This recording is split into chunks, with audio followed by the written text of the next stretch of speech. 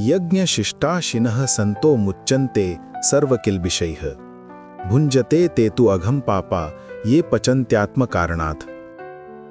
भावार्थ, भगवान के भक्त सभी प्रकार के पापों से मुक्त हो जाते हैं, क्योंकि वे यज्ञ में अर्पित किए भोजन प्रसाद को ही खाते हैं। अन्य लोग जो अपने इंद्रिय सुख के लिए भोजन बनाते हैं, वे निश्चित रूप से पाप खाते हैं। तात्पर्य, भगवत भक्तों या कृष्ण भावना भावित पुरुषों को संत कहा जाता है। वे सदैव भगवत प्रेम में निमग्न रहते हैं, जैसा कि ब्रह्म संहिता में कहा गया है, प्रेमांजन छुरित भक्ति विलोचनेन संतः सदैव हृदयेषु विलोकयन्ति। संतगण श्री भगवान गोविंद या मुकुंद या कृष्ण के प्रगाढ़ प्रेम में मग्न रहने के कारण कोई भी वस्तु परम पुरुष को अर्पित किए बिना ग्रहण नहीं करते। फलतः ऐसे भक्त पृथक पृथक भक्ति साधनों के द्वारा यथा श्रवण, कीर्तन, स्मरण, अर्चन आदि के द्वारा यज्ञ करते रहते हैं, जिससे वे संसार की संपूर्ण पापमयी संगति के कलमश से दूर रहते हैं। अन्य लोग जो अपने लिए या इंद्रिय तृप्ति के लिए भोजन बनाते हैं, वे न केवल चोर हैं, अपितु सभी प्रकार के पापों को खाने वाले हैं। जो व्यक्ति चोर तथा पापी दोनों हो, भला वो किस तरह सुखी रह सकता है? ये संभव नहीं। अतः सभी प्रकार से सुखी रहने के लिए मनुष्यों को पूर्ण कृष्ण भावनामृत में संकीर्तन यज्ञ करने की सरल विधि बताई जानी चाहिए, अन्यथा संसार में शांति या सुख नहीं हो सकता। अन्नाद् भवन्ति भूतानि पर्जन्याद् अन्न संभवः यज्ञाद् भवति पर्जन्यो यज्ञः कर्म समुद्भवः। भावार्थ, सारे प्राणी अन्न पर आश्रित हैं, जो वर्षा से उत्पन्न होता है। वर्षा यज्ञ संपन्न करने से होती है और यज्ञ नियत कर्मों से उत्पन्न होता है। तात्पर्य, भगवद गीता के महान टीकाकार श्रील बलदेव विद्याभूषण इस प्रकार लिखते हैं, ये इंद्राद्यंगतया अवस्थितं यज्ञनं सर्वेश्वरं विष्णुमभ्यर्च्य तच्छेषमश्नन्ति तेन तद्देह यात्रां संपादयन्ति ते सन्तः सर्वेश्वरस्य यज्ञपुरुषस्य भक्ताः सर्वकिल्बिषैरनादिकाल विवृद्धैर आत्मानुभव प्रतिबंधकैर्निखिलैर्पापैर विमुच्यन्ते। परमेश्वर जो यज्ञ पुरुष अथवा समस्त यज्ञों के भोक्ता कहलाते हैं, सभी देवताओं के स्वामी हैं, और जिस प्रकार शरीर के अंग पूरे शरीर की सेवा करते हैं, उसी तरह सारे देवता उनकी सेवा करते हैं। इंद्र, चंद्र तथा वरुण जैसे देवता भगवान द्वारा नियुक्त अधिकारी हैं, जो सांसारिक कार्यों की देखरेख करते हैं। सारे वेद इन देवताओं को प्रसन्न करने के लिए यज्ञों का निर्देश करते हैं, जिससे वे अन्न उत्पादन के लिए प्रचुर वायु, प्रकाश तथा जल प्रदान करें। जब कृष्ण की पूजा की जाती है, तो उनके अंग स्वरूप देवताओं की भी स्वतः पूजा हो जाती है, अतः देवताओं की अलग से पूजा करने की आवश्यकता नहीं होती। इसी हेतु कृष्ण भावना भावित भगवत भक्त सर्वप्रथम कृष्ण को भोजन अर्पित करते हैं और तब खाते हैं। यह ऐसी विधि है जिससे शरीर का आध्यात्मिक पोषण होता है। ऐसा करने से न केवल शरीर के विगत पापमय कर्मफल नष्ट होते हैं, अपितु शरीर प्रकृति के समस्त कल्मशों से निरापद हो जाता है। जब कोई छूत का रोग फैलता है, तो इसके आक्रमण से बचने के लिए रोगाणुरोधी टीका लगाया जाता है। उसी प्रकार भगवान विष्णु को अर्पित करके ग्रहण किया जाने वाला भोजन हमें भौतिक संदूषण से निरापद बनाता है, और जो इस विधि का अभ्यस्त है, वह भगवत भक्त कहलाता है। अतः कृष्ण भावना भावित व्यक्ति जो केवल कृष्ण को अर्पित किया गया भोजन करता है, वह उन समस्त विगत भौतिक दूषणों के फलों का सामना करने में समर्थ होता है, जो आत्म साक्षात्कार के मार्ग में बाधक बनते हैं। इसके विपरीत जो ऐसा नहीं करता, वह अपने पाप पूर्ण कर्म को बढ़ाता रहता है, जिससे उसे सारे पाप फलों को भोगने के लिए अगला शरीर कुकरों सूकरों के समान मिलता है। यह भौतिक जगत नाना कल्मशों से पूर्ण है, और जो भी भगवान के प्रसाद को ग्रहण करके उनसे निरापद हो लेता है, वह उनके आक्रमण से बच जाता है। किंतु जो ऐसा नहीं करता, वह कल्मश का लक्ष्य बनता है। अन्न अथवा शाक वास्तव में खाद्य है। मनुष्य विभिन्न प्रकार के अन्न, शाक, फल आदि खाते हैं, जबकि पशु इन पदार्थों के उच्छिष्ट को खाते हैं। जो मनुष्य मांस खाने के अभ्यस्त हैं, उन्हें भी शाक के उत्पादन पर निर्भर रहना पड़ता है, क्योंकि पशु शाक ही खाते हैं। अतएव हमें अंततों गत्वा खेतों के उत्पादन पर ही आश्रित रहना है, बड़ी बड़ी फैक्ट्रियों के उत्पादन पर नहीं। खेतों का यह उत्पादन आकाश से होने वाली प्रचुर वर्षा पर निर्भर करता है, और ऐसी वर्षा इंद्र, सूर्य, चंद्र आदि देवताओं के द्वारा नियंत्रित होती है। ये देवता भगवान के दास हैं। भगवान को यज्ञों के द्वारा संतुष्ट रखा जा सकता है। अतः जो इन यज्ञों को संपन्न नहीं करता उसे अभाव का सामना करना पड़ेगा। यही प्रकृति का नियम है। अतः भोजन के अभाव से बचने के लिए यज्ञ और विशेष रूप से इस युग के लिए संस्तुत संकीर्तन यज्ञ करना चाहिए। कर्म ब्रह्मोद्भवम विद्धि ब्रह्माक्षर समुद्भवम तस्मात् सर्वगतम ब्रह्म नित्यम यज्ञे प्रतिष्ठितम। भावार्थ, वेदों में नियमित कर्मों का विधान है और ये वेद साक्षात श्री भगवान पर ब्रह्मा से प्रकट हुए हैं। फलतः सर्वव्यापी ब्रह्मा यज्ञ कर्मों में सदा स्थित रहता है। तात्पर्य: इस श्लोक में यज्ञार्थ कर्म अर्थात कृष्ण को प्रसन्न करने के लिए कर्म की आवश्यकता को भली भांति विवेचित किया गया है। यदि हमें यज्ञ पुरुष विष्णु के परितोष के लिए कर्म करना है तो हमें ब्रह्मा या दिव्य वेदों से कर्म की दिशा प्राप्त करनी होगी। अतः सारे वेद कर्मादेशों की संहिताएं हैं। वेदों के निर्देश के बिना किया गया कोई भी कर्म विकर्म या अवैध अथवा पापपूर्ण कर्म कहलाता है। अतः कर्म फल से बचने के लिए सदैव वेदों से निर्देश प्राप्त करना चाहिए। जिस प्रकार सामान्य जीवन में राज्य के निर्देश के अंतर्गत कार्य करना होता है, उसी प्रकार भगवान के परम राज्य के निर्देशन में कार्य करना चाहिए। वेदों में ऐसे निर्देश भगवान के श्वास से प्रत्यक्ष प्रकट होते हैं। कहा गया है, अस्य महतो भूतस्य निश्वसितम एतद यद्ऋग्वेदो यजुर्वेदः सामवेदो थर्वांगिरसः। चारों वेद ऋग्वेद, यजुर्वेद, सामवेद तथा अथर्ववेद भगवान के श्वास से उद्भूत हैं। बृहदारण्यक उपनिषद ब्रह्म संहिता से प्रमाणित होता है कि सर्वशक्तिमान होने के कारण भगवान अपने श्वास के द्वारा बोल सकते हैं। अपनी प्रत्येक इंद्रिय के द्वारा अन्य समस्त इंद्रियों के कार्य संपन्न कर सकते हैं। दूसरे शब्दों में भगवान अपनी निश्वास के द्वारा बोल सकते हैं और वे अपने नेत्रों से गर्भाधान कर सकते हैं। वस्तुतः यह कहा जाता है कि उन्होंने प्रकृति पर दृष्टिपात किया और समस्त जीवों को गर्भस्थ किया। इस तरह प्रकृति के गर्भ में बद्ध जीवों को प्रविष्ट करने के पश्चात उन्होंने उन्हें वैदिक ज्ञान के रूप में आदेश दिया, जिससे वे भगवत धाम वापस जा सकें। हमें यह सदैव स्मरण रखना चाहिए कि प्रकृति में सारे बद्ध जीव भौतिक भोग के लिए इच्छुक रहते हैं, किंतु वैदिक आदेश इस प्रकार बनाए गए हैं कि मनुष्य अपनी विकृत इच्छाओं की पूर्ति कर सकता है और तथाकथित सुख भोग पूरा करके भगवान के पास लौट सकता है। बद्ध जीवों के लिए मुक्ति प्राप्त करने का यह सुनहरा अवसर होता है। अतः उन्हें चाहिए कि कृष्ण भावना भावित होकर यज्ञ विधि का पालन करें। यहाँ तक कि जो वैदिक आदेशों का पालन नहीं करते, वे भी कृष्ण भावनामृत के सिद्धांतों को ग्रहण कर सकते हैं, जिससे वैदिक यज्ञों या कर्मों की पूर्ति हो जाएगी। एवं प्रवर्तितम चक्रम नानुवर्तयति हयः अघायुरिंद्रिया रामो मोघम पार्थ सह जीवति। भावार्थ, हे प्रिय अर्जुन, जो मानव जीवन में इस प्रकार वेदों द्वारा स्थापित यज्ञ चक्र का पालन नहीं करता, वह निश्चय ही पापमय जीवन व्यतीत करता है। ऐसा व्यक्ति केवल इंद्रियों की तुष्टि के लिए व्यर्थ ही जीवित रहता है। तात्पर्य: इस श्लोक में भगवान ने कठोर परिश्रम करो और इंद्रिय तृप्ति का आनंद लो इस सांसारिक विचारधारा का तिरस्कार किया है। अतः जो लोग इस संसार में भोग करना चाहते हैं, उन्हें उपर्युक्त यज्ञ चक्र का अनुसरण करना परमावश्यक है। जो ऐसे विधि विधानों का पालन नहीं करता, अधिकाधिक तिरस्कृत होने के कारण उसका जीवन अत्यंत संकटपूर्ण रहता है।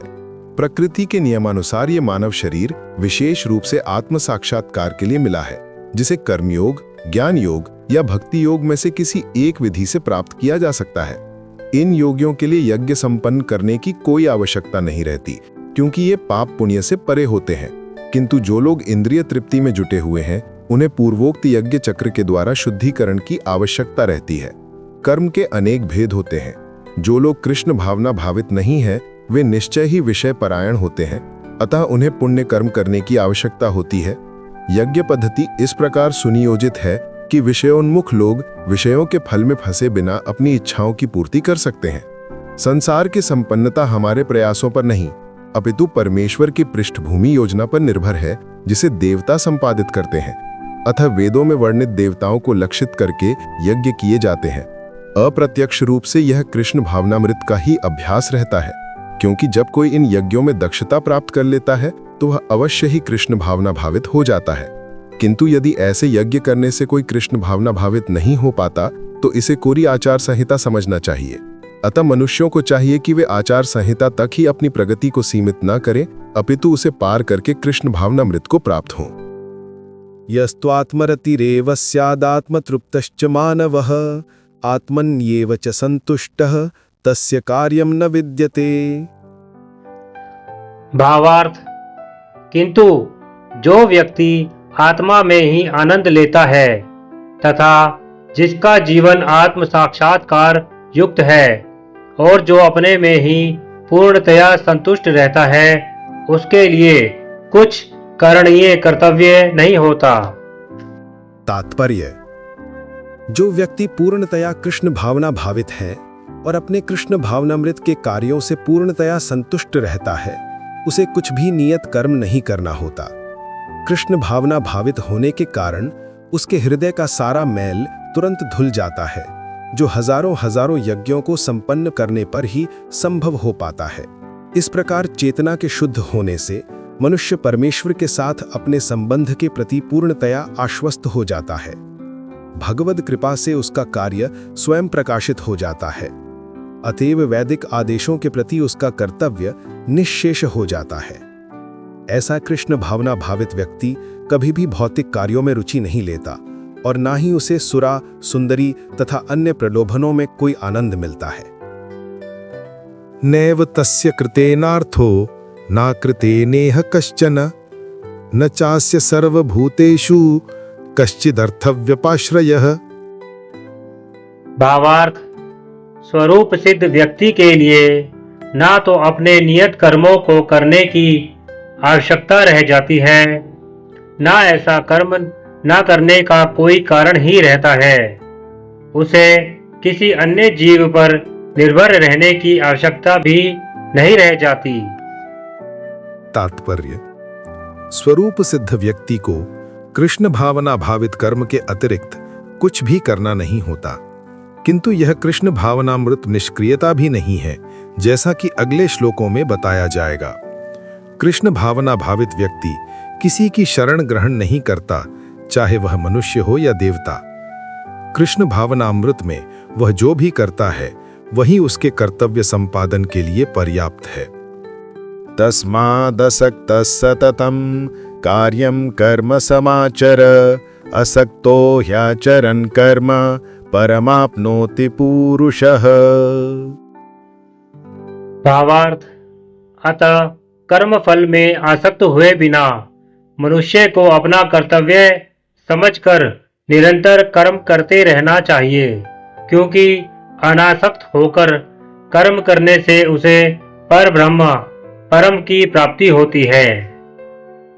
तात्पर्य: भक्तों के लिए श्री भगवान परम है और निर्विशेषवादियों के लिए मुक्ति परम है।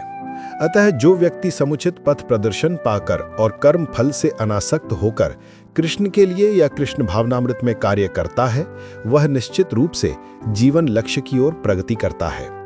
अर्जुन से कहा जा रहा है कि वह कृष्ण के लिए कुरुक्षेत्र के युद्ध में लड़े, क्योंकि कृष्ण की इच्छा है कि वो ऐसा करे। उत्तम व्यक्ति होना या अहिंसक होना व्यक्तिगत आसक्ति है, किंतु फल की आसक्ति से रहित होकर कार्य करना परमात्मा के लिए कार्य करना है। ये उच्चतम कोटि का पूर्ण कर्म है जिसकी संस्तुति भगवान कृष्ण ने की है। नियत यज्ञ जैसे वैदिक अनुष्ठान उन पाप कर्मों की शुद्धि के लिए किए जाते हैं जो इंद्रिय तृप्ति के उद्देश्य से किए गए हों, किंतु कृष्ण भावनामृत में जो कार्य किया जाता है वो अच्छे या बुरे कर्म के फलों से परे हैं। कृष्ण भावना भावित व्यक्ति में फल के प्रति लेश मात्र आसक्ति नहीं रहती, वह तो केवल कृष्ण के लिए कार्य करता है। वह समस्त प्रकार के कर्मों में रत रहकर भी पूर्णतया अनासक्त रहता है। कर्मणैव हि संसिद्धिमा स्थिता जनकादयः लोक संग्रहमेवापि संपश्यन् कर्तुमर्हसि। भावार्थ, जनक जैसे राजाओं ने केवल नियत कर्मों को करने से ही सिद्धि प्राप्त की, अतः सामान्य जनों को शिक्षित करने की दृष्टि से तुम्हें कर्म करना चाहिए। तात्पर्य: जनक जैसे राजा स्वरूप सिद्ध व्यक्ति थे, अतः वे वेदानुमोदित कर्म करने के लिए बाध्य न थे। तो भी वे लोग सामान्य जनों के समक्ष आदर्श प्रस्तुत करने के उद्देश्य से सारे नियत कर्म करते रहे। जनक सीता जी के पिता तथा भगवान श्री राम के श्वशुर थे। भगवान के महान भक्त होने के कारण उनकी स्थिति दिव्य थी, किंतु चूंकि वे मिथिला, जो भारत के बिहार प्रांत में एक परगना है, के राजा थे, अतः उन्हें अपनी प्रजा को यह शिक्षा देनी थी कि कर्तव्य पालन किस प्रकार किया जाता है। भगवान कृष्ण तथा उनके शाश्वत सखा अर्जुन को कुरुक्षेत्र के युद्ध में लड़ने की कोई आवश्यकता नहीं थी, किंतु उन्होंने जनता को यह सिखाने के लिए युद्ध किया कि जब सत परामर्श असफल हो जाते हैं तो ऐसी स्थिति में हिंसा आवश्यक हो जाती है। कुरुक्षेत्र युद्ध के पूर्व युद्ध निवारण के लिए भगवान तक ने सारे प्रयास किए, किंतु दूसरा पक्ष लड़ने पर तुला था, अतः ऐसे सधर्म के लिए युद्ध करना आवश्यक था। यद्यपि कृष्ण भावना भावित व्यक्ति को संसार में कोई रुचि नहीं हो सकती, तो भी वह जनता को यह सिखाने के लिए कि किस तरह रहना और कार्य करना चाहिए, कर्म करता रहता है। कृष्ण भावनामृत में अनुभवी व्यक्ति इस तरह कार्य करते हैं कि अन्य लोग उनका अनुसरण कर सकें, और इसकी व्याख्या अगले श्लोक में की गई है। यद यदाचरति श्रेष्ठस् तत्तदेवेतरो जनः स यत् प्रमाणं कुरुते लोकस्तदनुवर्तते।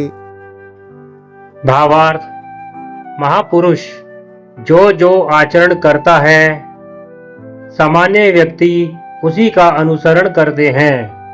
वह अपने अनुसरणीय कार्यों से जो आदर्श प्रस्तुत करता है, संपूर्ण विश्व उसका अनुसरण करता है।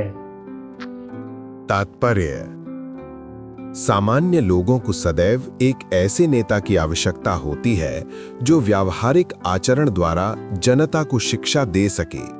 यदि नेता स्वयं धूम्रपान करता है तो वो जनता को धूम्रपान बंद करने की शिक्षा नहीं दे सकता। चैतन्य महाप्रभु ने कहा है कि शिक्षा देने के पूर्व शिक्षक को ठीक ठीक आचरण करना चाहिए।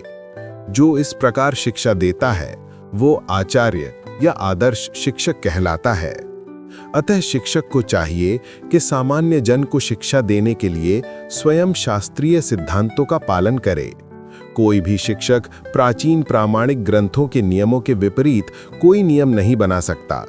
मनु संहिता जैसे प्रामाणिक ग्रंथ मानव समाज के लिए अनुसरणीय आदर्श ग्रंथ हैं। अतः नेता का उपदेश ऐसे आदर्श शास्त्रों के नियमों पर आधारित होना चाहिए।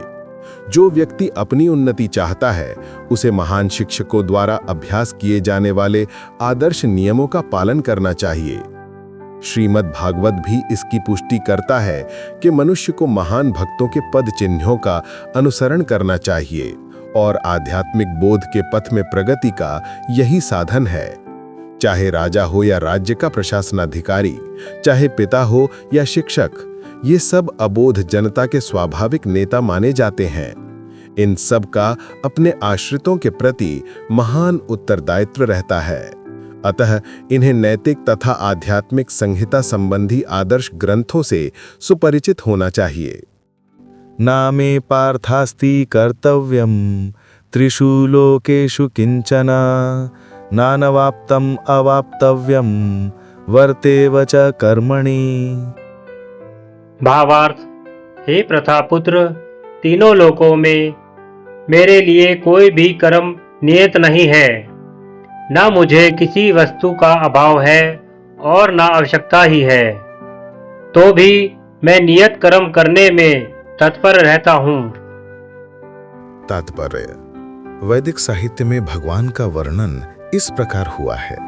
तमीश्वराणां परमं महेश्वरं तम देवतानां परमं च दैवतं पतिं पतीनां परमं परस्थात् वेदाम देवं भुविनेश्यमीड्यं न तस्य कार्यं करणं च विद्यते न तत्समश्चाभ्यधिकश्च दृश्यते परास्य शक्तिर्विविधैव श्रूयते स्वाभाविकी ज्ञान बल क्रिया च। अर्थात परमेश्वर समस्त नियंताओं के नियंता हैं और विभिन्न लोकपालकों में सबसे महान है। सभी उनके अधीन हैं। सारे जीवों को परमेश्वर से ही विशिष्ट शक्ति प्राप्त होती है। जीव स्वयं श्रेष्ठ नहीं है, वे सभी देवताओं द्वारा पूज्य हैं और समस्त संचालकों के भी संचालक हैं। अतः वे समस्त भौतिक नेताओं तथा नियंताओं से बढ़कर हैं और सब उन द्वारा आराध्य हैं। उनसे बढ़कर कोई नहीं है और वे ही समस्त कारणों के कारण हैं। उनका शारीरिक स्वरूप सामान्य जीव जैसा नहीं होता। उनके शरीर तथा आत्मा में कोई अंतर नहीं है। वे परम हैं। उनकी सारी इंद्रियां दिव्य हैं। उनकी कोई भी इंद्रिय अन्य किसी इंद्रिय का कार्य संपन्न कर सकती है। अतः ना तो उनसे बढ़कर कोई है, न ही उनके तुल्य कोई है। उनकी शक्तियां बहुरूपिणी हैं। फलतः उनके सारे कार्य प्राकृतिक अनुक्रम के अनुसार संपन्न हो जाते हैं। चूंकि भगवान में प्रत्येक वस्तु ऐश्वर्य से परिपूर्ण रहती है और पूर्ण सत्य से ओतप्रोत रहती है, अतः उनके लिए कोई कर्तव्य करने की आवश्यकता नहीं रहती। जिसे अपने कर्म का फल पाना है, उसके लिए कुछ न कुछ कर्म नियत रहता है। परंतु जो तीनों लोकों में कुछ भी प्राप्त करने की इच्छा नहीं रखता, उसके लिए निश्चय ही कोई कर्तव्य नहीं रहता। फिर भी क्षत्रियों के नायक के रूप में भगवान कृष्ण कुरुक्षेत्र की युद्ध भूमि में कार्यरत हैं, क्योंकि क्षत्रियों का धर्म है कि दीन दुखियों को आश्रय प्रदान करें। यद्यपि वे शास्त्रों के विधि विधानों से सर्वथा ऊपर हैं, फिर भी वे ऐसा कुछ भी नहीं करते जो शास्त्रों के विरुद्ध हो। यदि ही अहम न वर्तयेयम जातु कर्मणि अतंद्रितः मम वर्तमानु वर्तन्ते मनुष्यः पार्थ सर्वशः। भावार्थ, क्योंकि यदि मैं नियत कर्मों को सावधानी पूर्वक ना करूं, तो हे पार्थ, यह निश्चित है कि सारे मनुष्य मेरे पथ का ही अनुगमन करेंगे। तात्पर्य, आध्यात्मिक जीवन की उन्नति के लिए एवं सामाजिक शांति में संतुलन बनाए रखने के लिए कुछ परंपरागत कुलाचार हैं जो प्रत्येक सभ्य व्यक्ति के लिए होते हैं। ऐसे विधि विधान केवल बद्ध जीवों के लिए हैं, भगवान कृष्ण के लिए नहीं। लेकिन क्योंकि वे धर्म की स्थापना के लिए अवतरित हुए थे, अतः उन्होंने निर्दिष्ट नियमों का पालन किया। अन्यथा सामान्य व्यक्ति भी उन्हीं के पद चिन्हों का अनुसरण करते, क्योंकि कृष्ण परम प्रमाण है। श्रीमद् भागवत से यह ज्ञात होता है कि श्री कृष्ण अपने घर में तथा बाहर गृहस्थोचित धर्म का आचरण करते रहे। उत्सीदेयुरिमे लोकाः न कुर्याम कर्म चेदहम संकरस्य चकर्तास्याम उपहन्यामिमाः प्रजाः। भावार्थ, यदि मैं नियत कर्म ना करूं तो ये सारे लोग नष्ट हो जाएं। तब मैं अवांछित जन समुदाय वर्ण संकर को उत्पन्न करने का कारण हो जाऊंगा और इस तरह संपूर्ण प्राणियों की शांति का विनाशक बनूंगा। तात्पर्य, वर्ण संकर अवांछित जन समुदाय है जो सामान्य समाज की शांति को भंग करता है।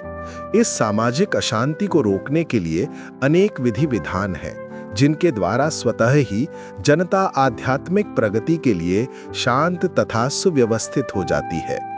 जब भगवान कृष्ण अवतरित होते हैं तो स्वाभाविक है कि वे ऐसे महत्वपूर्ण कार्यों की प्रतिष्ठा तथा अनिवार्यता बनाए रखने के लिए इन विधि विधानों के अनुसार आचरण करते हैं। भगवान समस्त जीवों के पिता हैं और यदि ये जीव पथभ्रष्ट हो जाए तो अप्रत्यक्ष रूप में ये उत्तरदायित्व उन्हीं का है। अतः जब भी विधि विधानों का अनादर होता है तो भगवान स्वयं समाज को सुधारने के लिए अवतरित होते हैं। किंतु हमें ध्यान देना होगा कि यद्यपि हमें भगवान के पद चिन्हों का अनुसरण करना है, तो भी हम उनका अनुकरण नहीं कर सकते। अनुसरण और अनुकरण एक से नहीं होते। हम गोवर्धन पर्वत उठाकर भगवान का अनुकरण नहीं कर सकते, जैसा कि भगवान ने अपने बाल्यकाल में किया था। ऐसा कर पाना किसी मनुष्य के लिए संभव नहीं। हमें उनके उपदेशों का पालन करना चाहिए, किंतु किसी भी समय हमें उनका अनुकरण नहीं करना है। श्रीमद् भागवत में इसकी पुष्टि की गई है। न तत्समाचरे जातु मनसा पीह अनीश्वरः विनश्यति आचरण मौढ़्याद यथा रुद्रो अब्धिजम विषम ईश्वराणाम वचः सत्यम तथैवाचरितम क्वचित तेषाम यत् स्ववचो युक्तम बुद्धिमान तत्समाचरेत। मनुष्य को भगवान तथा उनके द्वारा शक्ति प्रदत्त सेवकों के उपदेशों का मात्र पालन करना चाहिए। उनके उपदेश हमारे लिए अच्छे हैं और कोई भी बुद्धिमान पुरुष बताई गई विधि से उनको कार्यान्वित करेगा। फिर भी मनुष्य को सावधान रहना चाहिए कि वो उनके कार्यों का अनुकरण न करे। उसे शिवजी के अनुकरण में विष का सागर नहीं पी लेना चाहिए। हमें सदैव ईश्वरों की या सूर्य तथा चंद्रमा की गतियों को वास्तव में नियंत्रित कर सकने वालों की स्थिति को श्रेष्ठ मानना चाहिए। ऐसी शक्ति के बिना कोई भी सर्वशक्तिमान ईश्वरों का अनुकरण नहीं कर सकता। शिवजी ने सागर तक के विष का पान कर लिया, किंतु यदि कोई सामान्य व्यक्ति विष की एक बूंद भी पीने का प्रयत्न करेगा तो वो मर जाएगा। शिवजी के अनेक छद्म भक्त हैं जो गांजा तथा ऐसी ही अन्य मादक वस्तुओं का सेवन करते रहते हैं, किंतु वे ये भूल जाते हैं कि इस प्रकार शिवजी का अनुकरण करके वे अपनी मृत्यु को निकट बुला रहे हैं। इसी प्रकार भगवान कृष्ण के भी अनेक छद्म भक्त हैं जो भगवान की रासलीला या प्रेम नृत्य का अनुकरण करना चाहते हैं, किंतु ये भूल जाते हैं कि वे गोवर्धन पर्वत को धारण नहीं कर सकते। अतः सबसे अच्छा तो यही होगा कि लोग शक्तिमान का अनुकरण न करके केवल उनके उपदेशों का पालन करें, न ही बिना योग्यता के किसी को उनका स्थान ग्रहण करने का प्रयत्न करना चाहिए। ऐसे अनेक ईश्वर के अवतार हैं जिनमें भगवान की शक्ति नहीं होती,